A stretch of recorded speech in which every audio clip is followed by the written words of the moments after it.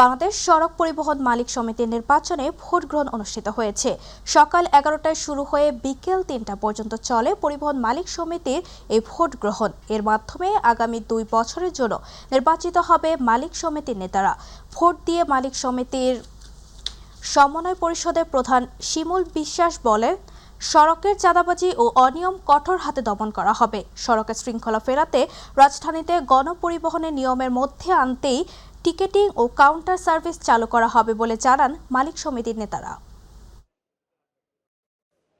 কোনো ধরনের বিশৃঙ্খলা তৈরি না করা, যাত্রী হয়রানি না করা, অকারণ কোনো রকম সমস্যা তৈরি না করে আমরা বাংলাদেশের পুনর্গঠনে, অর্থনীতির পুনর্গঠনে, জনগণের সেবায় আমরা ভূমিকা রাখার জন্য সচেষ্ট থাকব।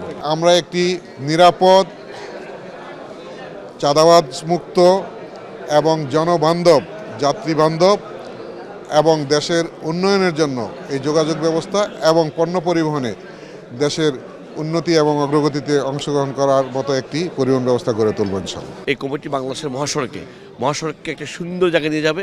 সারা বাংলাদেশের পরিবহন মালিকরা স্বাচ্ছন্দ্যে তাদের পরিবার ব্যবসা করে যাবে। কোনো চাঁদাবাজ, কোনো দুর্নীতিবাজ, কোনো মাফিয়া চক্র পরিবহনের জায়গা নেই। এই ব্যাপারে আমরা